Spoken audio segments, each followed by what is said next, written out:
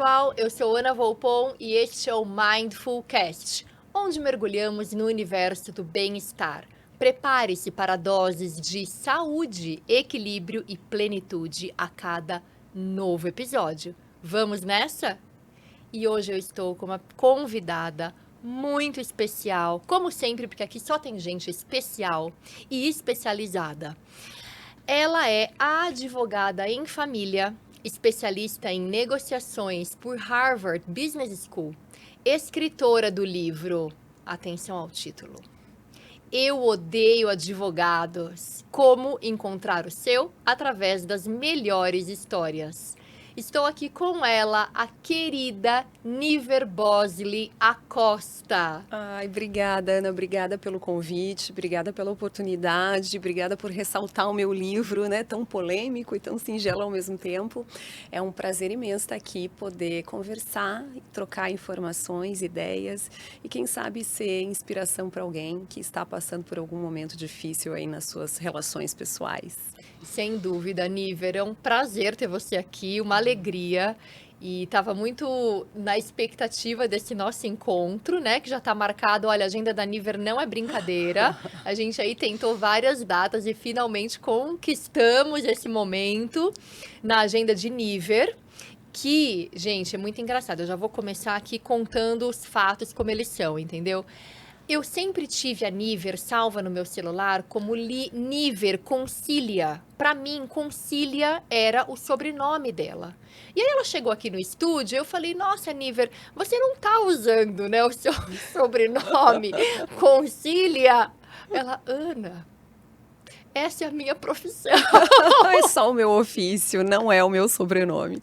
Mas olha que coisa interessante, meu nome sempre foi objeto de dúvida, de discussão, de brincadeira, de zoação na escola, né?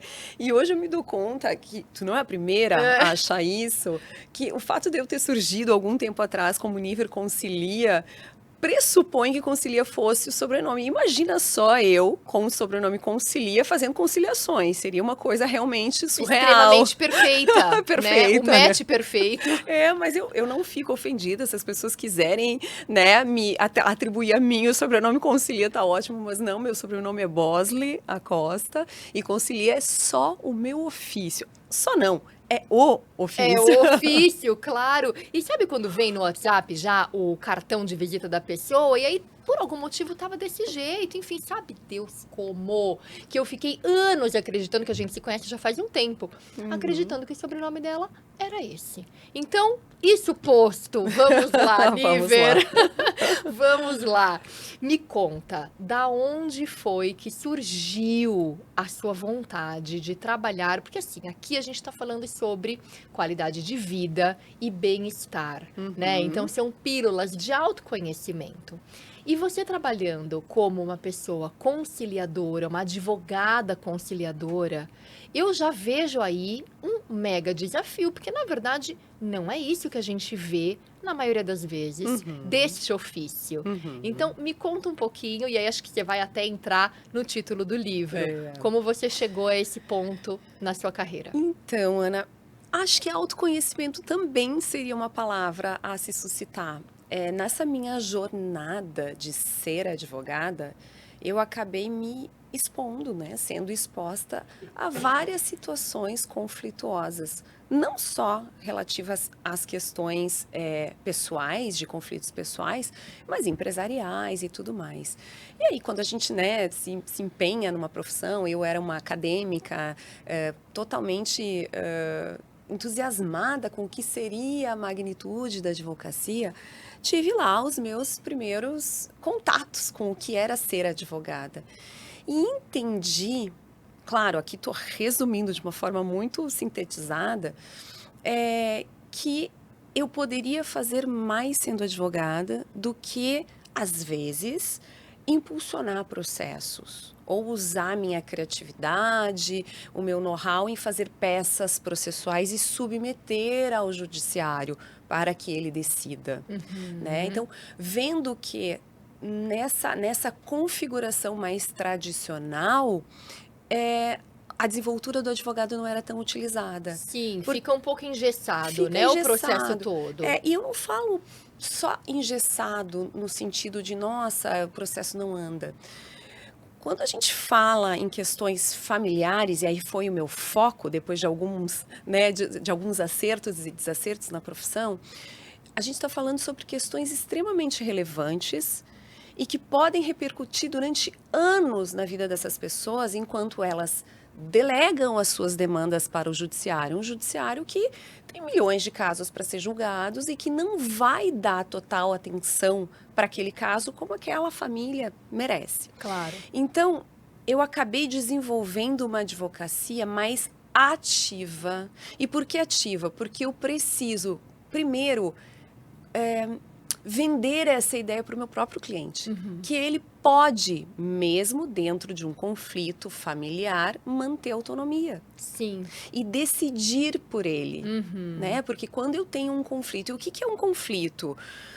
Duas pessoas que estão gerenciando a mesma coisa. Pode ser só a família, pode ser os bens patrimoniais, ou pode ser filhos. Estão divergindo sobre alguns pontos. Perfeito. E existem conflitos emocionais que são decorrentes da relação conjugal que empoderam essa discussão. Então, o que geralmente as pessoas fazem quando estão no meio de um conflito? Buscam seus advogados distintos e submetem as suas demandas ao judiciário, que seria, né, eu brinco até que é o portal da felicidade. Nossa, ele vai me dar uma solução magnífica. Sim. É isso que as pessoas esperam. Sim. Só que isso demora.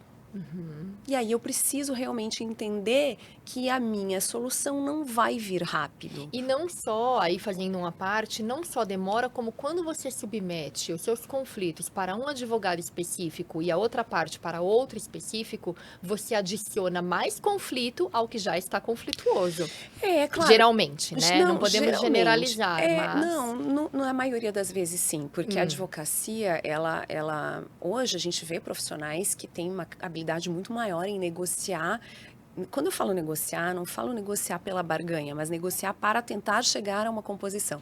Pessoas com mais habilidade para tratar assuntos tão relevantes, que são assuntos familiares, envolvendo crianças, por exemplo, né? Mas, no geral, o que o advogado entende quando ele assume uma demanda? Nossa, eu preciso ganhar esta causa. Logo, o outro advogado Precisa também perder. precisa ganhar esta causa. Então, você imagina duas pessoas querendo ganhar esta causa, aonde a gente vai escalar em nível de conflito. Então, Aí não envolve só o ego do cliente, mas também o ego do próprio advogado, certo? Claro, porque você tem muitos assuntos na mesa. Você tem Sim. o próprio conflito, entender o que é negociável e não deste conflito. E aí vem também a pessoa, a posição dos seus advogados. Sim. Eu preciso mostrar empenho, eu preciso mostrar que a minha estratégia está correta, eu preciso mostrar que aliás, né, que eu vou ser vencedora, eu vou trazer a vitória para o meu cliente. Sim. Então, as pessoas acabam assumindo posições que são difíceis depois de contornar. Esse é o maior problema da advocacia e também um dos motivos pelos quais eu escolhi este título para o meu livro. Eu odeio Mostre. advogados. É isso, maravilhosa. Que não é um culto ao ódio, mas é um convite a raciocinar por quê, né? Porque a advocacia é tão, às vezes, mal vista, a reputação da advocacia é tão ruim, quando a gente fala de assuntos tão complexos quanto assuntos familiares. E aí eu acabei desenvolvendo um trabalho diferente, que é um convite a, olha, você tem um problema e você pode manter a autonomia e a gente pode fazer um trabalho de empatia, mesmo diante de tanta dor, mostrando que existem direitos para os dois lados. Existem responsabilidades para os dois lados. E se a gente achar uma solução através de múltiplas ofertas, e aí vai técnica, né? Vai muita técnica envolvida para chegar a essa composição, mostrar para as pessoas que é possível, através dos seus advogados, seja um advogado para os dois, seja dois advogados, um para cada um, numa composição. Sim. Que vise o quê? Bem-estar daquela família, o relacionamento daquela família, porque a família, as pessoas podem mudar os núcleos, mas aquela família não vai deixar de existir. Indissolúvel, né? Exato. E para, obviamente, resguardar interesses das crianças. Porque num conflito, apesar de ter muita dor emocional, às vezes, da carga da relação conjugal, todo mundo sente. Os filhos sentem, os pais sentem, os irmãos sentem, os amigos sentem. As pessoas acham que elas precisam tomar uma posição, né? Adotar uma posição. Uma E na parte. verdade, não. Então, tudo começou vendo aquele modelo de advocacia clássica tradicional não funciona para a eficiência da resolução dos conflitos. Perfeito. Porque a justiça também busca resolver conflitos, só que ela vai resolver através de uma sentença.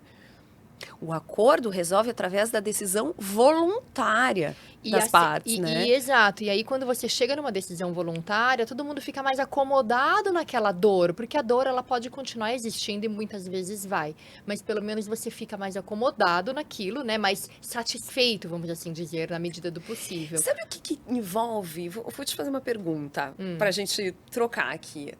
O que você considera hoje como algo de extrema importância na vida? O que é mais importante para você? O que você precisa? O que é mais importante? Saúde e equilíbrio mental. Saúde e equilíbrio mental. Bom, se você fala em saúde, penso saúde porque você precisa de tempo, você quer viver, não é? Sim. Tá bom.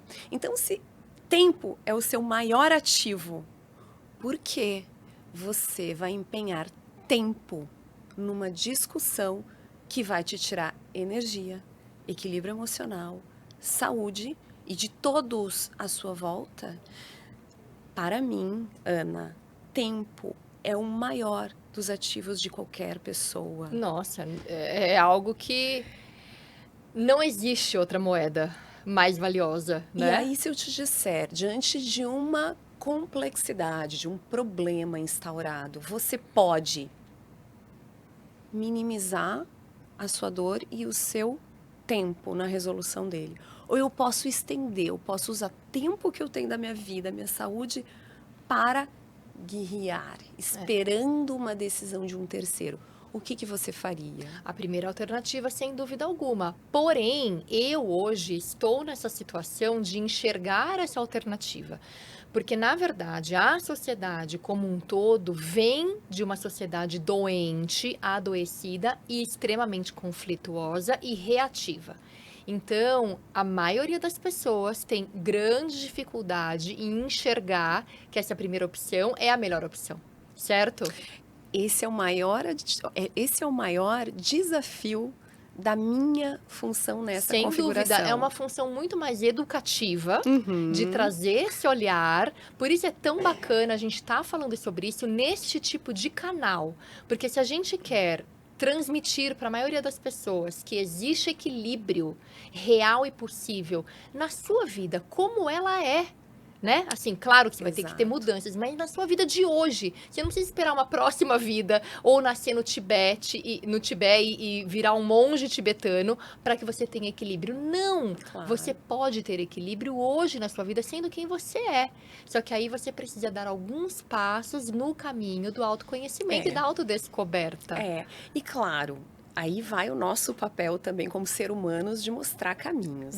Então, por exemplo, hoje eu já tenho uma imagem mais consolidada, as pessoas já sabem o que eu faço, as pessoas me procuram já entendendo qual é a dinâmica desse trabalho. Mesmo assim, elas estão envoltas numa dor muito grande e isso faz com que elas não vejam a situação com a clareza com que a gente vê. Porque um cérebro estressado Exato. não pensa, não enxerga. Mais reativo. É muito mais reativo. E imediatista, né? E imediatista, a gente falou muito disso no episódio com a Bruna de Mantas, que quem não assistiu, volta lá, uma casinha, e assista o episódio com a Bruna de Mantas, que traz muito disso. Então, mesmo com essas pessoas que já me procuram sabendo o que eu faço, eu preciso trazer à tona por que você está aqui?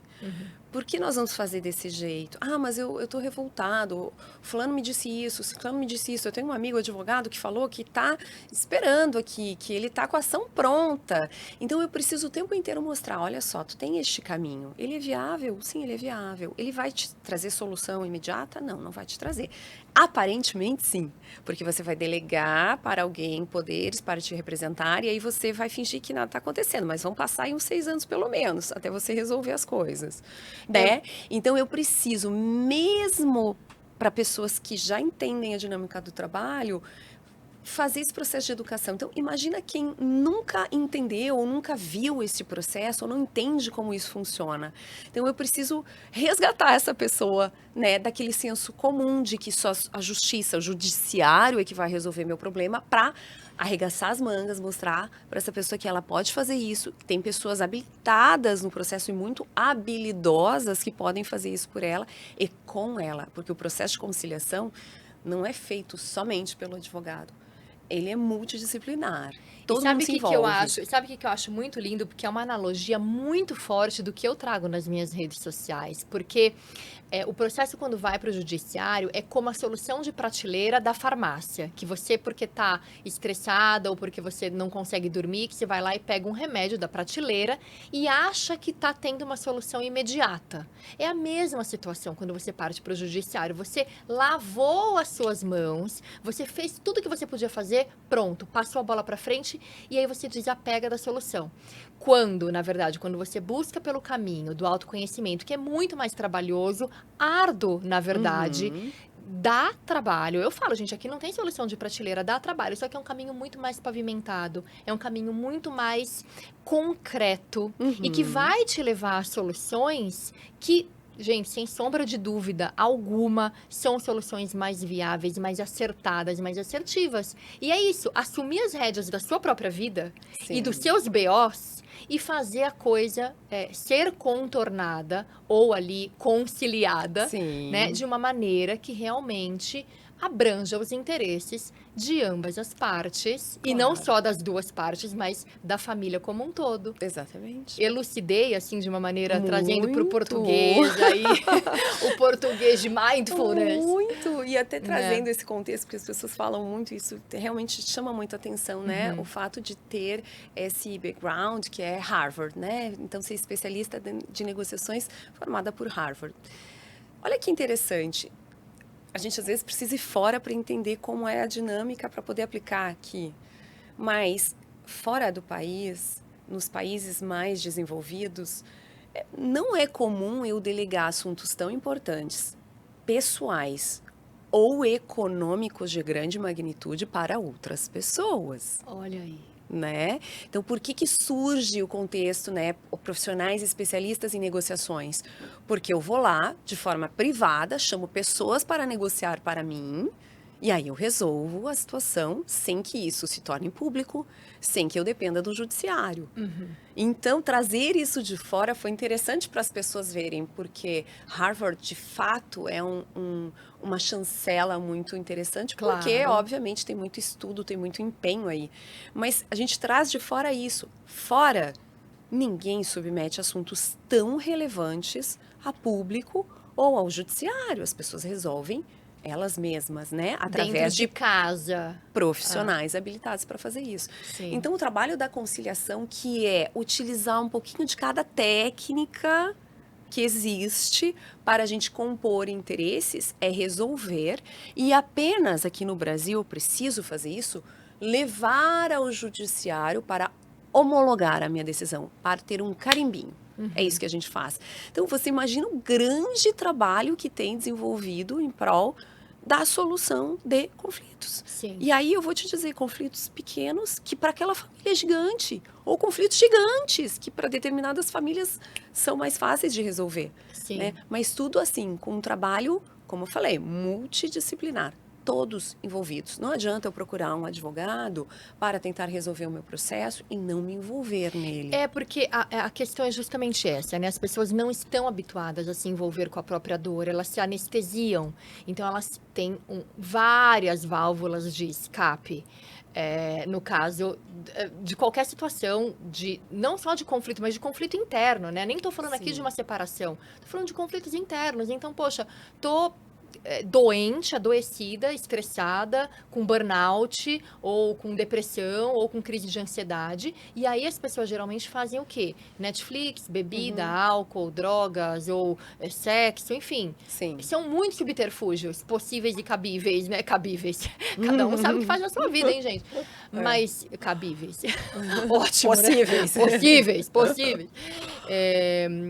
E é isso, então as pessoas não estão habituadas a sentar com a própria dor, não estão habituadas a assumir as rédeas da sua situação e botar para resolver. Vamos Lógico. resolver de uma forma amorosa. E aí, nossa, né, falando assim, dentro de um conflito, como é que você acessa o amor? Haja autoconhecimento. E aí, você tem, com certeza, não sei, mas imagino que nessas técnicas tem muito de psicologia. Muito. Até você falou, é muito engraçado, porque como é que você vai harmonizar uma situação? Vamos lá, um casal em crise, uma crise absurda, ela super chateada com ele super chateado com ela. Como é que você vai harmonizar? Porque ninguém chega dizendo, ele foi muito legal comigo a vida inteira. Não. É. Chega falando assim, sendo realmente... Cobras e lagartos. Cobras e lagartos, usando muitas palavras como atributos nada interessantes De para outra baixo pessoa. calão. Então eu costumo dizer, eu sou porto seguro, tá? Uhum. Ok, você tá num ambiente seguro, você pode falar aqui comigo. Pode falar, descarrega. Então vamos lá, descarrega a tua raiva aqui comigo. Tudo bem agora? Vamos lá. Essa pessoa é pai dos teus filhos, né? Então, eu entendo a raiva. Eu entendo, eu acho que tu tá num momento e tu tá num contexto onde aqui é seguro você extravasar. Agora vamos resolver o que a gente precisa fazer.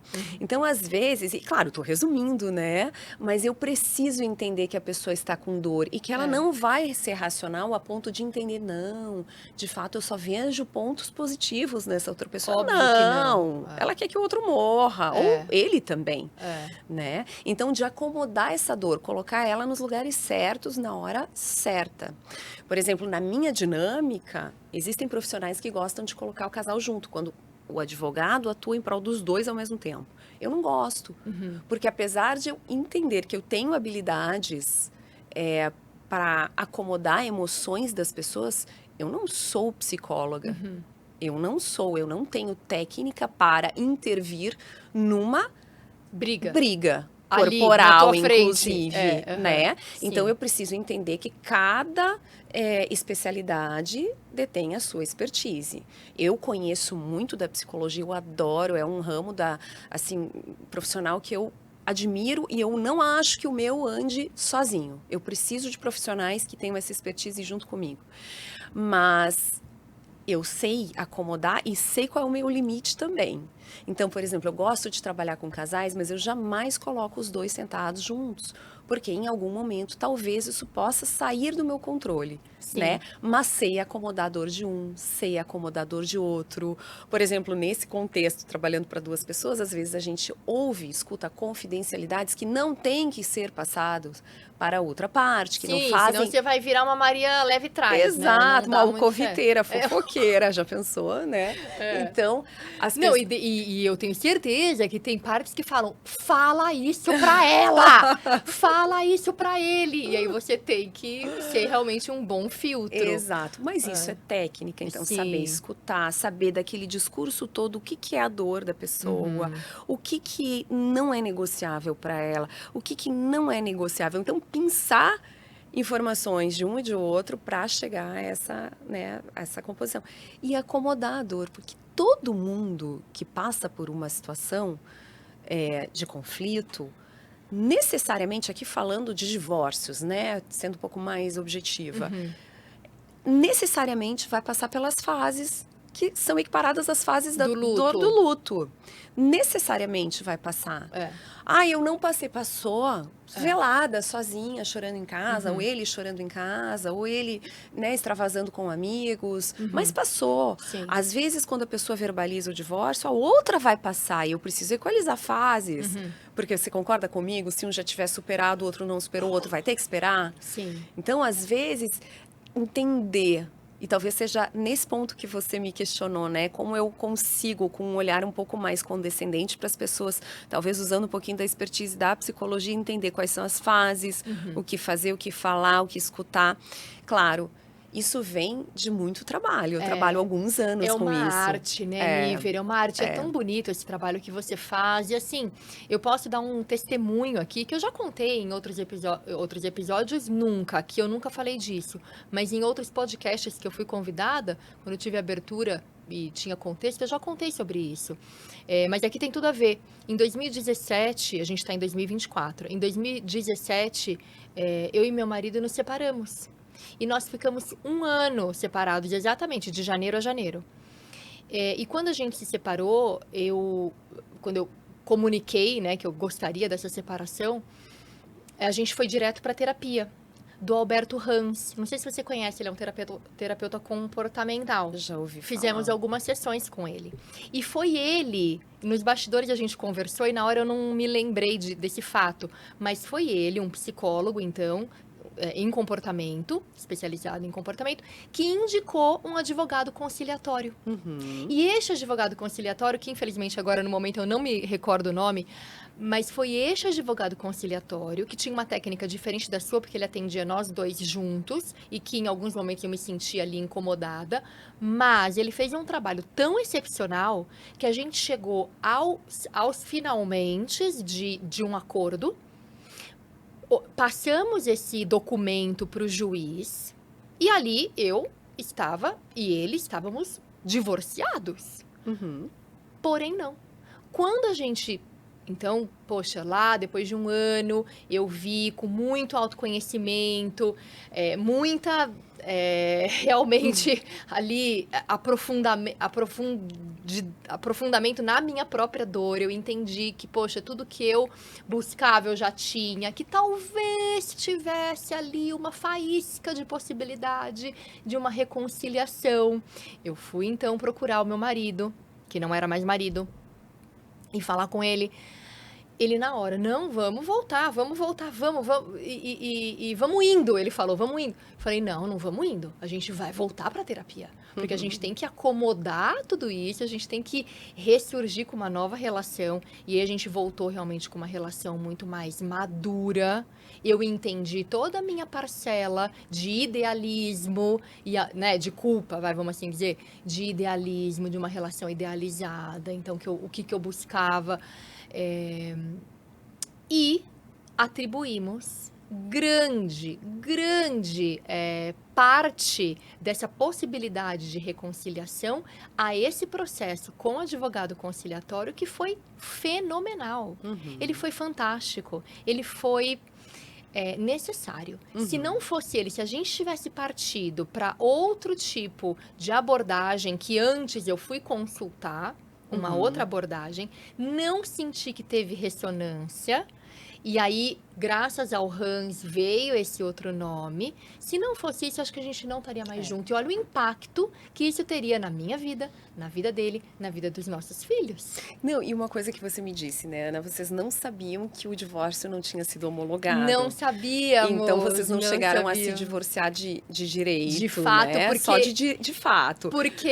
Porque o universo é tão conspirador a favor, não precisaram né? casar de novo, A gente né? não precisou casar de novo, porque, olha, foi um detalhe assim, sei lá, bobo realmente, uma taxa que não tinha sido paga, o juiz chegou o processo na mesa do juiz, ele devolveu, aí o Ricardo pagou o que tinha que pagar, sei lá, era R$150 a taxa. Quando voltou para o juiz, ele deve ter engavetado, sabe o que aconteceu? E depois de nós, quando a gente ligou então para o advogado falando, olha, então, sabe aquele divórcio, a gente desistiu? Ele falou, olha, vocês não acreditam, mas que a gente achou que tivesse que casar de novo. Ele falou, vocês não acreditam, nunca foi homologado, o papel de vocês, olha, ninguém nem sabe onde tá. E depois de vocês, vários outros casais se divorciaram de verdade ali, homologados, e a gente não. Então a gente não teve que fazer nada, só agradecer ao excelente serviço desse advogado conciliatório. Mas e se eu te disser, olha só, provocações aqui, né? Tu tem uma situação de fato e uma situação de direito. Sim. A de fato é que tu tinha te divorciado e depois vocês voltaram. Sim. A de direito é que vocês nunca foram divorciados. Nunca. Mas, se eu te perguntar, Ana, você, a partir de 2018, quando voltaram, né? Sim, 18. Uhum. Vocês fizeram um outro casamento? Vocês criaram uma nova base para essa relação? Casamento, assim, de papel Eu digo e juiz... De fato. É um outro casamento? Ah, sim. Não fizemos uma cerimônia, nada disso. Mas é outro casamento. São outras pessoas. Eu sou outra pessoa, ele é outra pessoa. A relação com os filhos é outra. Então, se eu te perguntar se você criou uma nova base para essa relação, você criou? Sim. Aquela estava... Não, aquela estava falida. Falida. E olha, realmente, É claro que hoje, olhando em retrospecto, eu falo, ai, não me arrependo de nada. Porque deu tudo certo, né? Eu não sabia que ia dar tudo certo. Sim. Mas, mesmo assim, se eu não tivesse rompido naquele momento, talvez não tivéssemos saúde mental e equilíbrio e condições de estarmos juntos hoje no patamar de relacionamento em que estamos, que é um patamar maduro, amadurecido. É um patamar de um relacionamento que segue em construção, segue se reinventando, segue. Eu me sentia um troféu na prateleira do meu marido. Sim. Então, assim, nada se fazia. Acho que ele ia lá. Ai, não, gente, eu não posso ficar. Não, Não, mas eu assim, acho que é importante, sabe por quê? As pessoas precisam saber. Tu tinha uma dor anterior. tinha. Vocês muitas. conseguiram. E por que eu te provoquei na pergunta? Porque é isso. Olha o que aconteceu. Eu trabalho com conciliações. Sim. Conciliação não é reconciliação. Muito embora no meio do caminho a gente perceba possibilidades grandes de reconciliação. Você já viu outros casais? Eu já fiz isso várias Outros- vezes. Aham. E é isso que eu quero te dizer. Vocês Sim. tinham uma dor. Talvez ele não tenha verbalizado, mas ele também sentia, com toda certeza. Claro. Você conseguiu colocar para fora, verbalizou. Vocês procuraram ajuda de outras pessoas. Sim. Vocês tiveram uma ajuda multidisciplinar e que sorte do terapeuta ter te indicado uma pessoa que trabalhou preservando o que era bom naquela relação. É. Aquele casamento, naquelas bases contratuais, por mais que seja verbal, não funcionou. Vocês usaram tudo o que vocês puderam para criar nova base. Exato. E aí, por que a advocacia, e tu lembra, talvez não lembra o nome dele, mas lembra qual foi o papel significante na vida dele, na vida de vocês? Porque ele preservou isso. Ele foi fundamental. Então, ele usou técnica, por algum motivo, claro, o fato de não ter sido homologado não justificou, porque para vocês, na cabeça de vocês, vocês estavam divorciados. O que vocês não precisaram fazer foi casar de novo. Mas vocês criaram uma nova base. Então, assim, no meio deste trabalho de conciliação, às vezes a gente percebe que o conflito não necessariamente vai desencadear o divórcio, mas isso reestruturar. Isso é muito lindo. Isso é muito Reestruturar. lindo, porque eu acho que aonde há fumaça, há fogo. Então, se existe... Porque, gente, e todas as situações dão trabalho. Tem gente que fala, ser casado é muito difícil. Ser solteiro também é. Ser separado também é. E quando tem filhos envolvidos, quando tem crianças envolvidas, então, assim, é muita gente, né, envolvida. Então, eu acho de verdade, assim, sou super a favor da família. Super. Não é, haja o que houver, doa quem doer. Não é por esse caminho. Mas é você procurando verdadeiramente as respostas que estão dentro de você. Eu enxerguei isso, eu consegui enxergar, depois de 1 ano separada, que eu atribuía toda a responsabilidade para ele. Óbvio, quando a gente tá com raiva, na ira, na fúria, é isso mesmo que a gente faz. A gente ataca, a gente julga, a gente condena, né? Nossa, E como é bom condenar nesse momento, né? condena. E pra que juiz pra isso? Eu mesma já faço. Afinal de contas, eu tenho 1 ano e meio de direito, né? Fiz 1 ano e meio de faculdade de direito, tô pronta pra isso, né? Estou apta para isso. E, bom, então, realmente trabalhava muito nesse modus operandi de pensamento.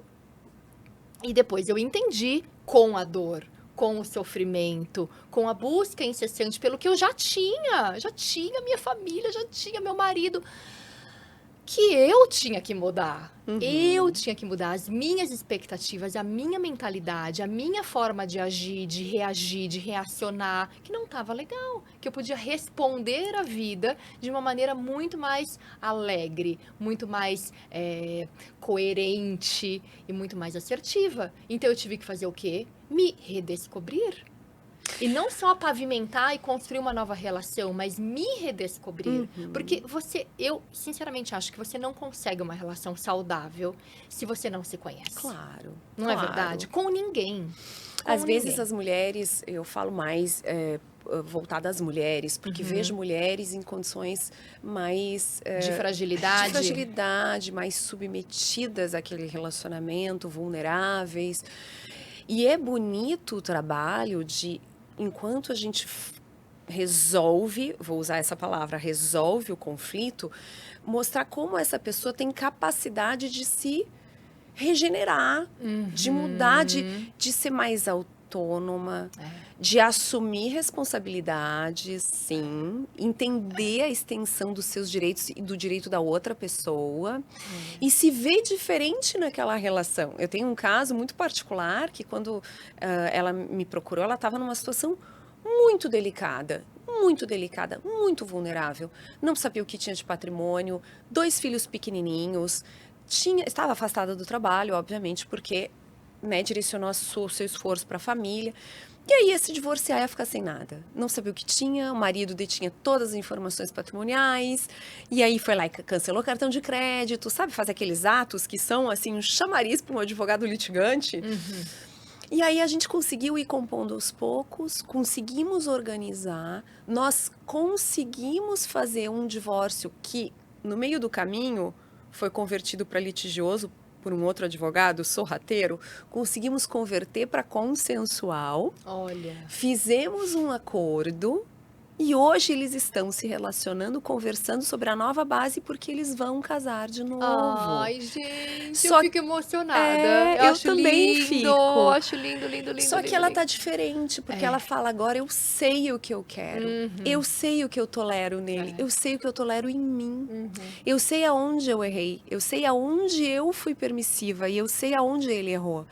Então é tão bonito de ver. E assim como tu E fica eu fico emocionada, emocionada, eu fico, eu também choro, eu choro. porque ela me fala, nossa, como eu tô diferente. Isso é empoderamento, Isso além é de empoderamento. autoconhecimento. Então ela dá né? uma volta gigante e aí alguns podem dizer, chegou no mesmo lugar. Não, ela não chegou no mesmo lugar, ela tá aqui. Só que ela acha que ela ainda tem possibilidade naquele relacionamento onde eles têm filhos, onde eles construíram. Gente. Então assim, isso é bonito, a pessoa tomou as rédeas da sua vida e ela preservou o que era importante naquela relação. É, porque se você não se conhece, se você tá numa situação vulnerável e frágil, que muitas vezes você se colocou, você vai se separar daquela situação, daquele problema que você acha que tem, e você vai arrumar outro provavelmente igual. Ou pior, né? Ou não vai arrumar outro problema, ou vai ficar sozinha e vai continuar com aqueles problemas porque tá dentro, gente, não tá fora. E a gente fica julgando e apontando o dedo e fora, quando na verdade o que falta é muito.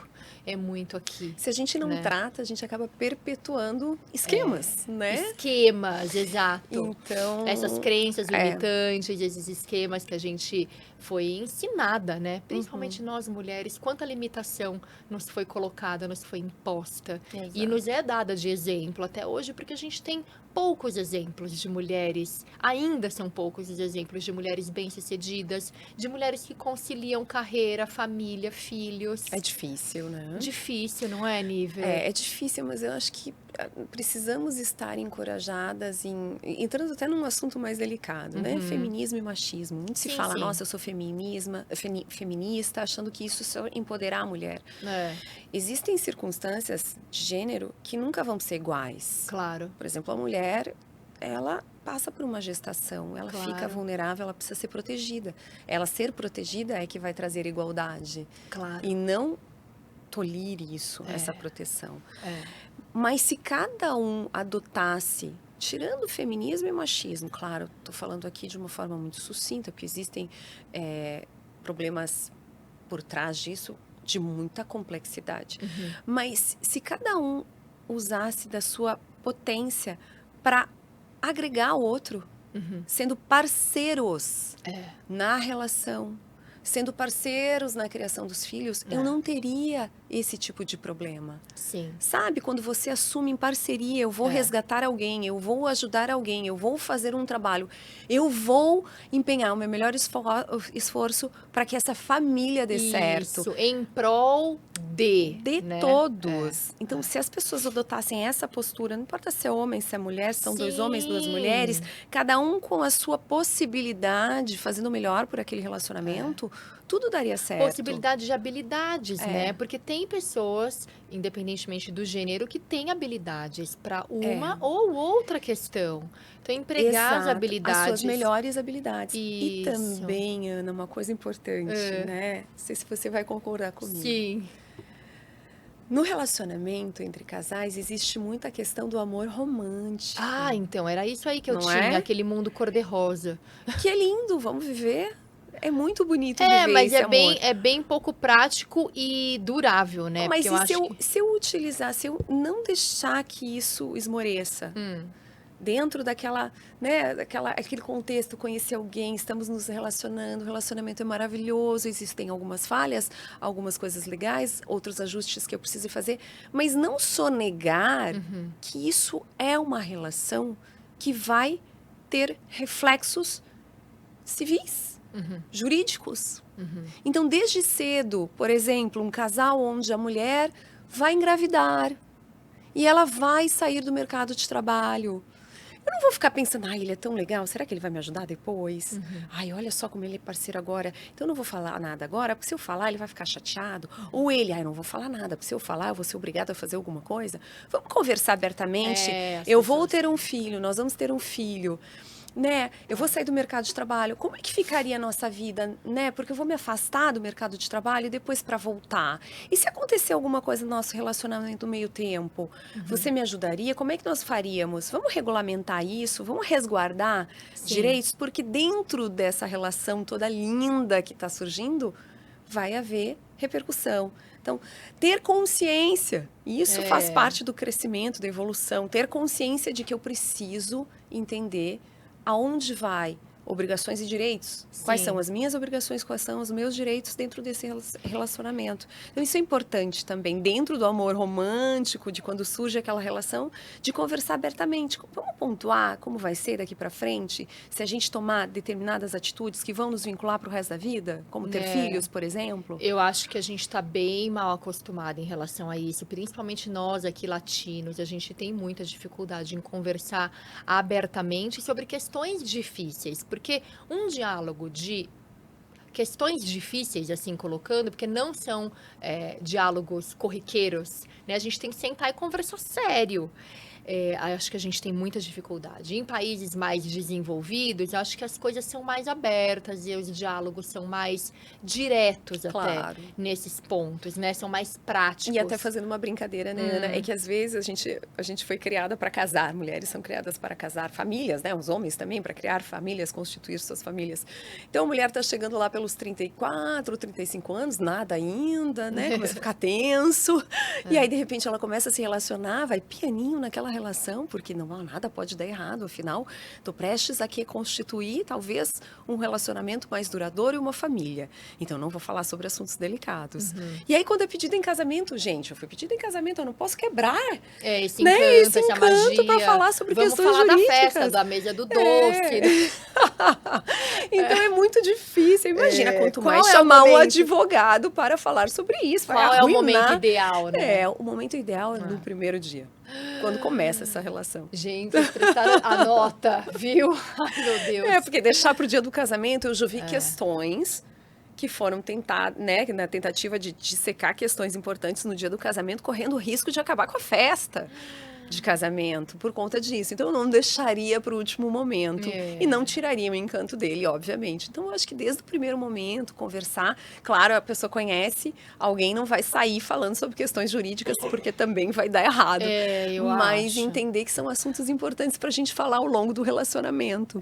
Não, com certeza. E hoje em dia são tantos recursos, né, que você pode lançar mão, que não é só o casamento em si, no civil ou no religioso, mas tem tantos outros tipos de contrato, colocando aí a união estável ou a não união estável, né? São muitos modelos hoje em dia, não é verdade? Quando eu falo aqui em casamento, estou generalizando a união de duas pessoas. Hoje, a justiça ela não faz distinção entre união estável e casamento formal, onde você a exemplo, vai morar junto e acaba passando muito tempo, e aí né, a relação vai se configurando como uma relação familiar de casamento civil. Não faz distinção, então pouco importa, é como se a lei fosse um radarzinho que perseguisse as pessoas. E aí ela entende que essas pessoas já estão nessa configuração. Vai haver reflexos. Então, muito embora eu não tenha conversado, vamos casar, eu já estou sendo observada. Então, aquilo já vai gerar reflexos para a minha vida. Então, quando eu falo em casamento, eu falo todos os tipos, que seja, né, união estável ou casamento formal. Mas é importante a gente entender, e aí vem uma série de questões. Quanto tempo leva para configurar? Né? Quanto tempo eu preciso morar junto para dizer que é casamento? Gente, eu só quero namorar. Contrato de namoro vale ou não vale? Tudo que, claro, de uma forma, eu digo, profissional e através, né, da coerência do profissional que vai estar amparando, é óbvio que eu consigo mensurar se aquela relação é um namoro e né, colocar a vontade das partes num papel e isso se tornar um contrato eficiente, ou não, aqui é o teu limite. Aqui, de fato, independente de você ter um contrato que diz que é namoro, isso tem uma relação que configura casamento, ou seja, reflexos para essa relação. Eu preciso chamar alguém com expertise? Sim, seria interessante fazer isso. Entendi. Né? Porque se eu tenho medo de que algo vá repercutir, eu preciso ter consciência de quais são os limites e o que a lei fala em relação a isso. Mas é possível dizer, só estou namorando, fazer um contrato de namoro e resguardar aquela relação como namoro? Claro que é possível. É possível estar numa fase, num limbo, onde eu acredite que não é nada e de repente vá dividir meu patrimônio e ter responsabilidades? Sim. Ou agora você está junto e você simplesmente decidiu que não quer mais estar junto e ninguém reivindicou direitos. Isso é possível? É possível também. Então, é tão complexo que é importante ter orientação de qualidade para poder tomar decisões. Eu fiquei chocada outro dia com 2 histórias, na verdade. Uma que um amigo comentou, enfim, ele está namorando já faz um tempinho, mas ele tem 2 filhos. E aí ele falou, você sabe que eu gosto dela e tal, mas assim, nunca consegui dar um próximo passo justamente pelo patrimônio. E ela vai visitá-lo na casa dele, no apartamento, e ela tem sempre que pedir autorização para subir. Porque ele falou, se eu deixo ela entrar livremente, se eu autorizo, isso já pode, sei lá, 2 vezes na semana que ela dorme aqui em casa, já pode configurar união estável. Eu falei, gente, as pessoas pensam Algo deu nisso. errado. Ai, meu Tente Deus, novamente. a Siri também não respeita. Senhor, você vê, algo deu errado. Algo deu Siri, errado. Vai pra lá, celular. Algo deu errado nesta relação. Então eu falei, nossa, as pessoas pensam nisso, né? E deve ter alguma forma dele se proteger. Não sei. Não, lógico que tem, mas olha a E aí questão você de vê se fundo. proteger. Ai, meu olha a questão pai. de fundo. Eu já estou pensando numa proteção tão severa de uma pessoa que desconfiança eu tenho. Não seria melhor a gente conversar sobre isso? Olha, eu tenho Exato. patrimônio, não gostaria que comunicasse. Vamos fazer um pacto antinupcial? Vamos esclarecer? Ou vamos fazer uma união estável, se for o caso, já definindo que vai ser separação total de bens? Então, entender. Vamos arregaçar Porque as mangas? daí ele não vai, você vê, ele não Porque ele está se protegendo através do porteiro. Isso, ele não parte para um próximo nível nessa relação. De repente, ele tem vontade que ela passe mais tempo com ele e tenha mais liberdade, deixa a escova de dente lá, mas ele não faz por E olha a medo. vulnerabilidade dessa prova dele, de que ela tinha que pedir autorização. Pro porteiro. Se não tiver registro formal, se o porteiro não estiver mais trabalhando, o porteiro morreu, sei lá. Que vulnerável que é. Então, dá para buscar mais eficiência, claro, dá para buscar mais eficiência. E aí uma amiga minha também, que comentou comigo já faz uns anos isso, ela hoje é casada, mas ela teve uma relação, enfim, com um executivo, inclusive assim, alto executivo de uma multinacional. Ele era gringo, enfim, outro país, outra nacionalidade. E aí ela comprou um apartamento. Antes dessa relação, comprou apartamento. 2 amigos foram ver esse apartamento, um amigo e uma amiga. E assim, então vai, é legal, o apartamento é bacana, tal, compra. Então ela tinha essas 2 testemunhas. Tô só contando pra entender onde vai chegar. E aí depois de um tempo, ele pagava um aluguel. Ela falou, então vem aqui, vem morar comigo. E o cara se mostrou um sociopata, enfim, deu tudo errado no relacionamento. Acho que usava droga, tudo errado. E ela queria que ele saísse de lá. Ele se apossou do apartamento. Não saía do apartamento. Deu um quiprocó E aí ela, enfim, no fim conseguiu, porque ela entrou em litígio, Uhum. tinha essas duas testemunhas, conseguiu provar, mas se o juiz, ela ainda me falou isso, se o juiz tivesse virado o ovo, entendeu? Ele poderia ter dividido esse patrimônio. Uhum. Que foi, inclusive, frase do advogado dela na época.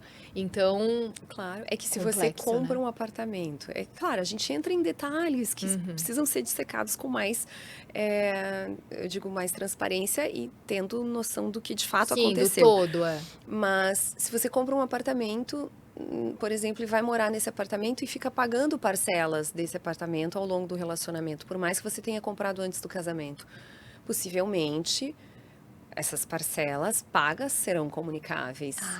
Então olha. esse é o grande problema. Por isso que a orientação, ela não pode ser algo, nossa, eu vi na internet, eu botei no Google, botei no, sabe? Eu preciso buscar orientação para o meu caso concreto. Olha, Sim. estou num relacionamento, comprei um imóvel, mas pago ele e vou me relacionar com alguém de forma mais duradoura, configurando Sim. família, né? Com configuração de família, com o intuito de Sim. constituir família. E aí sim você vai entender qual é a repercussão disso e o que você pode fazer para se resguardar. Sim. Porque senão depois vai ser isso. Reza para o juiz que, né, que pegar assumir o esse processo, que nem sempre vai ser o mesmo do início ao fim, ter um pouco, né, eu digo, não, né, consciência não, porque ele julga de acordo com provas e com o que ele acha relevante. Também, mas para que ele esteja tido a essas circunstâncias. Agora, se a outra pessoa fizer prova de que, de fato, foi pago ao longo do relacionamento e as verbas seriam comunicáveis nesse período, alguma coisa ela vai ter que indenizar. Sim. Ai, gente, que loucura. Mas assim, a gente tá aqui hoje que nem é para trazer dicas de separação ou de proteção, né? Só trouxe esses dois casos porque para vocês verem realmente como a saúde mental permeia tudo e todos e todas as peças que são desde as partes que estão ali participando daquela sentença, advogado também precisa de muita saúde mental, e juízes, não é verdade?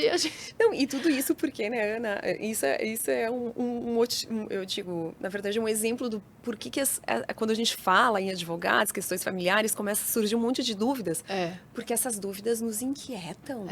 Né? A gente vai dormir dores, preocupado. né? São dores. E aí rezando para ter um bom advogado, para ter um bom juiz, né? Cuidando da nossa causa. Então, assim, em suma, autoconhecimento, entender até onde vai o nosso direito, a nossa responsabilidade, o que a gente precisa fazer para compreender a magnitude daquilo que a gente vive de fato, sabe? Eu acho que isso para acomodar o nosso coração e entender, nossa, eu fui atrás de informação, eu realmente arregacei as mangas, eu entendo que eu sou responsável por aquilo que eu cativo, pelas coisas que acontecem na minha vida.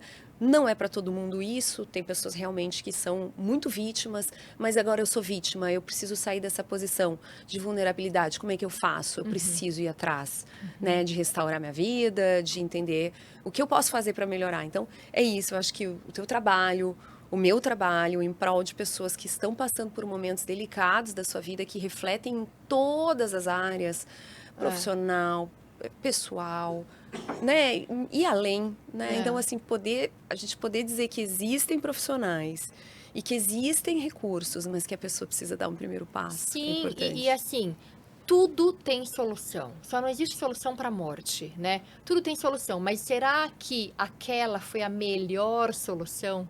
Então, acho que parte muito disso. E será que precisa chegar num ponto desse? Se você tiver ferramentas anteriores a isso tudo, anteriores aos conflitos, né? Que é muito disso que eu trago aqui nos episódios e nos meus canais. Ferramentas anteriores a isso. Será que você tem que chegar num degringolar de uma relação? Como foi o meu caso. Eu tenho esse exemplo dentro da minha casa. A gente degringolou uma relação. E aí a gente ressurgiu como fênix, entendeu? Porque a gente se reinventou. Sim. Na dor a gente aprendeu. E é o que muitas pessoas passam, não só no caso de um divórcio, mas num caso de uma doença grave. E aí sim a pessoa então assume as rédeas da boa alimentação, do exercício físico, da qualidade do sono, porque passa por algo ou nela, ou de um amigo próximo, um familiar. E aí sim fala, não, agora eu vou me cuidar. Tem que passar um susto? Né? Será que a gente tem que viver no susto? Não dá pra gente entender antes que viver bem é possível. Exato. E que a gente só tem a ganhar. Nós, enquanto sociedade, a gente só tem a ganhar com isso. Eu vejo, assim, realmente muita gente adoecida, uma sociedade adoecida. E aí tomando soluções que não são as ideais, né? E liderando assuntos de outras pessoas, por exemplo. Então, eu vejo isso também. Eu vejo que a nossa sociedade parece que sobrecarregada. Não sei explicar. É uma carga emocional tão pesada. Eu vejo isso no meu dia a dia, porque me relaciono muito com pessoas. Então, e às vezes o nosso equilíbrio pessoal, né? Vai dizer, tem dias que a gente não está tão bem, tem dias que a gente está melhor, tem dias que a gente tem capacidade de acomodar a emoção dos outros, tem dias que a gente não está neste momento, né? Eu, como autorreflexão, assim, sou muito crítica comigo, muito, converso muito comigo. E acho que isso talvez seja uma forma de me aplicar uma terapia, vamos dizer assim. Eu sempre falo que eu nunca fiz terapia de forma formal, porque eu tenho uma grandíssima amiga que é psicóloga e que eu nunca paguei. Que se um dia ela for me cobrar, eu acho que eu não vou ter condições, recursos para pagar. Vai chegar um caminhão de boleto na casa da Niver. Nossa senhora, eu falo, eu nunca fiz terapia, não. Na verdade, a minha melhor amiga é terapeuta e é das boas, né? Eu digo assim, sabe, ter alguém com quem a gente contar e tal, e fazer essa autorreflexão todos os dias, acredite. Eu penso muito, eu me policio muito, eu me pergunto muito, eu respondo pra mim, né? E penso, conversa no espelho. E às vezes eu penso, nossa, hoje não é o momento de fazer este movimento, isso não é adequado, isso não é legal. Por que você fez isso?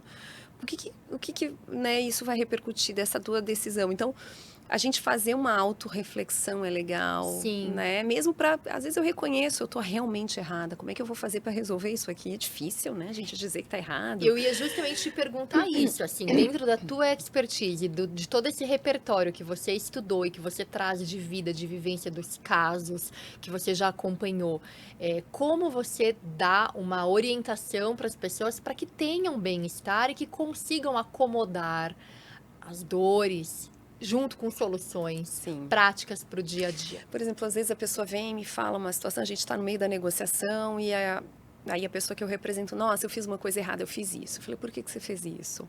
Ah, por isso, isso, isso. Como é que tu te sentiu? Me senti assim. Você acha que isso mudou alguma coisa na outra pessoa? Ah, mudou isso, isso, isso. O que tu acha que a gente poderia fazer para melhorar isso? Ah, poderíamos fazer isso. E quem sabe se tu disser, olha, errei feiamente.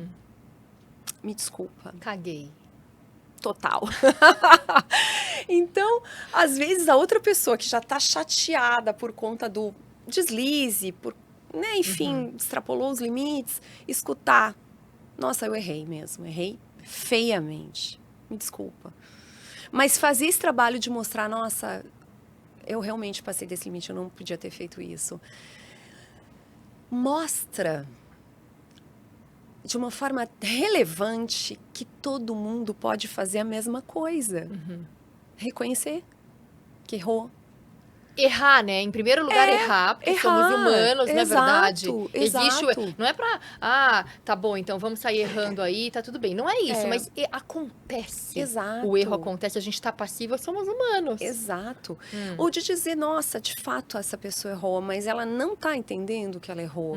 E ela não vai falar aquilo que vai acomodar teu coração.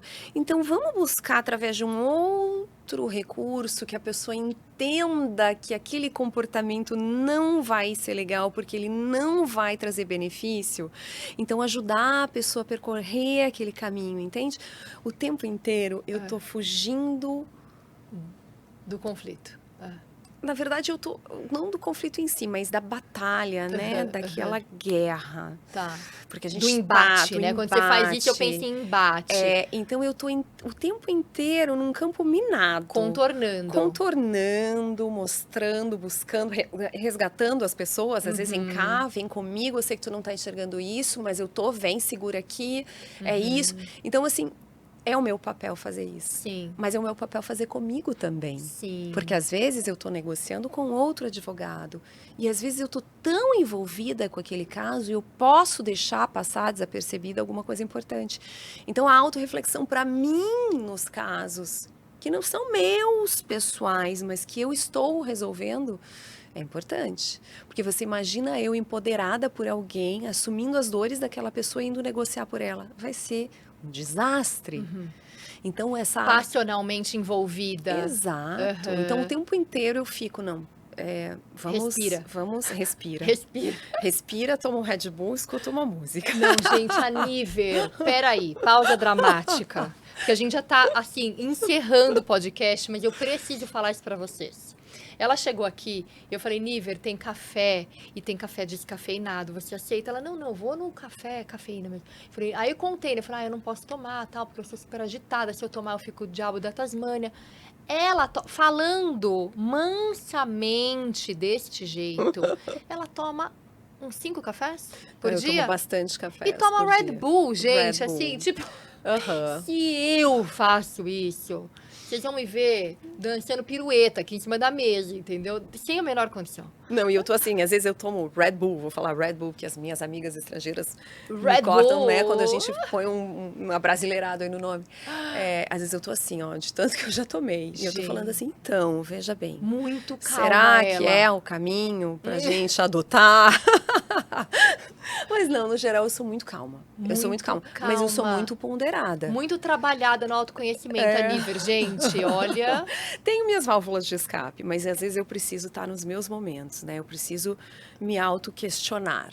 Eu acho que a auto-questionar... Todo mundo tem o seu momento, sua forma de se conectar consigo, né? Mas isso você está dizendo, esse autoquestionamento, e você disse que você faz reflexões, e eu entendo isso como curiosidade, não julgamento, tá aí a diferença, não é verdade? Claro. Porque a gente é muito autopunitiva, e a gente tá sempre com a chibata Não. pronta pra gente se autoflagelar e auto se punir, isso distancia a gente desse auto-amor e justamente do autoconhecimento. Então, ter abertura para essa investigação com curiosidade e auto-amor, para mim, é chave de sucesso. Exato. E de caminhar desse desdobramento do autoconhecimento. E para estar plena, não é? Mesmo com café e Red Bull. Olha, o Red Bull, eu vou pedir patrocínio, hein, desse episódio, porque vocês apareceram aqui muito. Bom, gente, olha, estamos chegando ao fim do episódio, Niver. Foi uma delícia conversar com você. Tenho certeza que muita gente vai se beneficiar de todo esse transbordar de conhecimento que você trouxe. Nossa, que lindo isso, transbordar de conhecimento. Mas porque, gente, não cabe num episódio só, assim, tinha que ter maratona de episódio com a Niver. Eu queria que você olhasse para essa câmera e falasse tudo sobre você, o seu jabazão, fala do seu livro, onde que a gente te encontra nas redes sociais. Bom, meu sobrenome não é Concilia, mas você me acha em niver.concilia no Instagram. Eu publiquei esse livro em 2022, Eu Odeio Advogados. Ele não é um culto ao ódio, na verdade, ele é um convite à reflexão do que a gente pode fazer sendo profissionais e na nossa vida pessoal para chegar a uma plenitude. Queria agradecer imensamente a oportunidade de estar aqui falando para o teu público, Ana, e dizer que somos todos iguais e que a gente pode contribuir um na vida do outro com as nossas expertises. A minha é negociar assuntos relacionados a conflitos familiares e que estou à inteira disposição. Acho que podemos fazer bem mais pela sociedade do que algo imposto ou caracterizado como mero advogado, por exemplo. Essa é a minha batalha pessoal, mostrar que a advocacia pode ser diferente, ela pode ser mais dinâmica, ela pode ser mais condescendente e fazer com que as pessoas encontrem o seu equilíbrio, o seu bem-estar e que vejam na gente solidariedade também. Obrigada, viu? Muito obrigada. Muito legal. Niver, te agradeço imensamente. Namastê, foi uma delícia, que bate-papo gostoso mesmo. De assuntos difíceis, né, gente? Mas você vê como assuntos difíceis podem ser tratados de maneira leve. Leve, com alguns cafés. Você me encontra no @AnaVolpon em todas as plataformas digitais. E, se você gostou desse episódio, não deixe de se inscrever neste canal, ative o sininho para receber a cada semana notificações de novos episódios. Muito obrigada por você estar aqui. Namastê para você também e até a próxima semana. Tchau. Beijo, tchau.